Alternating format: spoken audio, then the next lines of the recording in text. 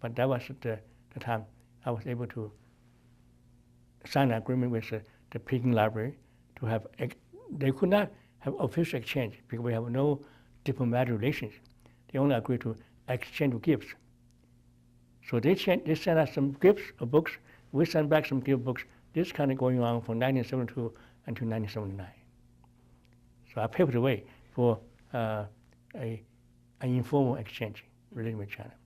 In 1973, during my trip to China in 1972, I also proposed we'd like to invite a Chinese library delegation come to the United States. So by 1973, September, the Chinese Library Association and Peking Library, they organized a group of 12 Chinese librarians from the major libraries in China: Peking Library, Shanghai Library, Peking University Library, Wuhan University Library, and Chinese Ministry Cultural Library, and Chinese Academy of Sciences Library. 12 people, and some of them library science scholars, some of them librarians. The head of the Peking Library, Mr. Liu, was the head of a delegation. He was a former deputy mayor of Shanghai, also vice minister of education, very high-powered person, and he led about 12 people coming to the United States. I was the one, I accompanied them to different libraries, and in fact, President Nixon greeted them in the White House. That was the first major social science humanities delegation coming to the United States, 73 September. And then, after normalization of a diplomatic relation between China and the United States, the U.S. sent an American library delegation, first one, to China in 79 September, which was headed by the Deputy Librarian of Congress, William J. Welch. He was very much interested in China. Because World War II, he was Navy. He went to the Pacific. He didn't have a chance to go to China. He said, someday I'll go to China. So this time, he was really excited to go to China with 12 American librarians.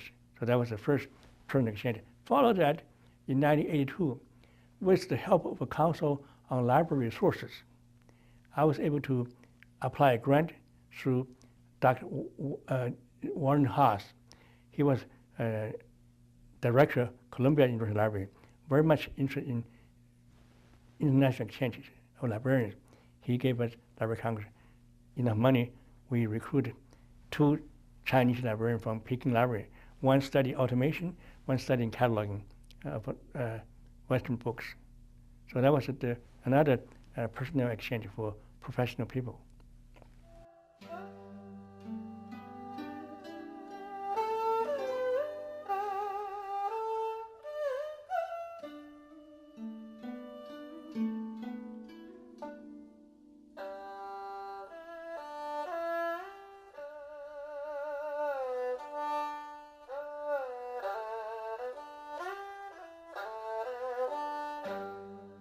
Although the collection contains mostly Chinese works and English language works on China, there is a substantial representation of works from China's various ethnic minorities. As the language of the last dynasty, Manchu was not only used by the Qing emperors, but also by scholars of literature, philosophy, religion, politics, and the Chinese classics. Today, the Manchu Collection includes 400 titles covering these various fields. The library's Tibetan collection is unrivaled in the United States and is one of the largest Tibetan collections outside of China.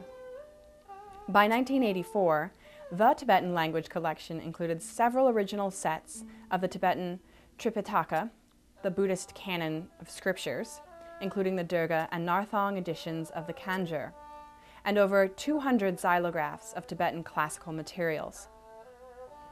Lastly, the collection holds works from the northwestern Moso tribe, also known as the Nashi.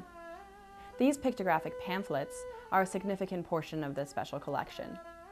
Acquired between 1924 and 1945, the subjects deal primarily with religious issues and sorcery.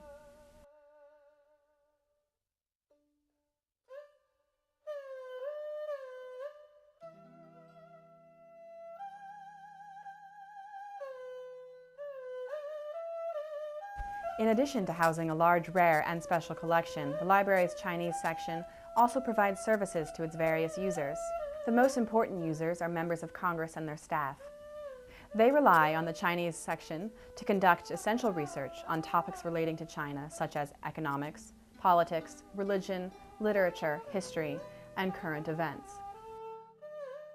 Library staff also receive frequent requests for translation from members of Congress. The Chinese collection is also invaluable to staff of the Congressional Research Service when conducting research for members of Congress. Other members of governmental agencies, including the Departments of State, Commerce, and Defense, use the Chinese collection on a regular basis when preparing reports about China. The library's collections are also open to the public, including members of the academic community.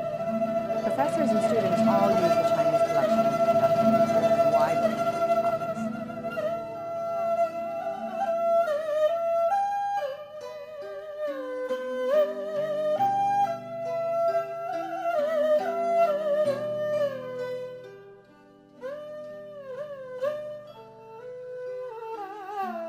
The first books were acquired in 1869 from the Emperor Tongzhi, and the collection was formally established in 1928. As such, the collection celebrated its centennial anniversary in 1969 and is now in its second century, and it recently celebrated its 80th anniversary.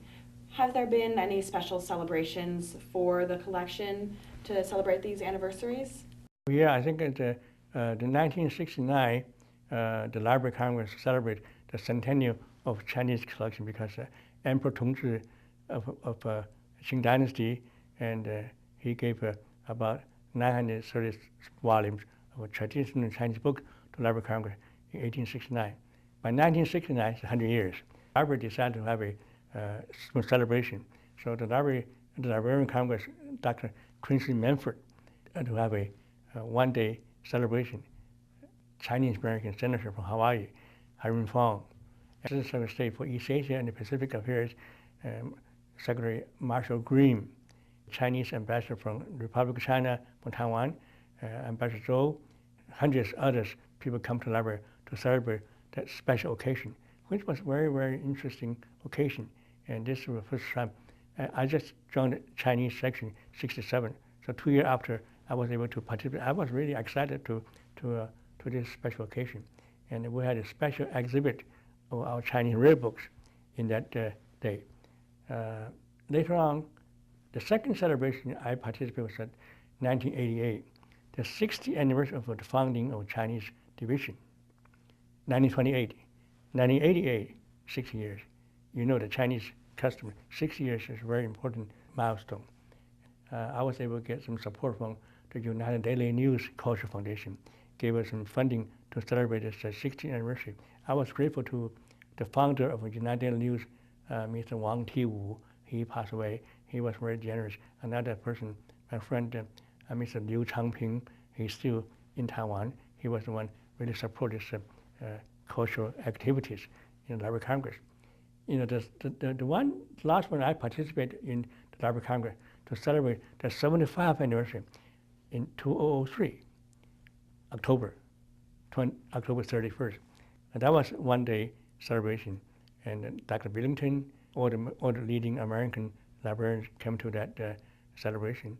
Secretary of Labor, Eileen Chow, came to the Library Congress, gave a luncheon speech in the Madison Hall, which was a very interesting occasion.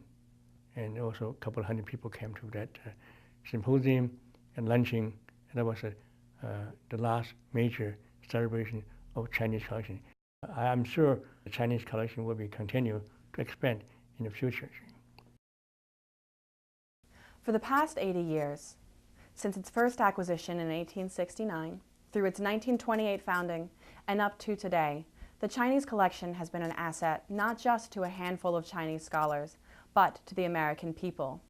Through the collection, Americans and their official representatives have learned about China, its culture, history, and society. Improved understanding can only help U.S.-China relations as we move forward into an increasingly global age. And so, the 80th anniversary of the founding of the Division of Chinese Literature marks an appropriate time to look back on the contribution the Chinese collection has made to American understanding of China. Thank you very much for joining me on this special edition of China Forum. We look forward to seeing you next time.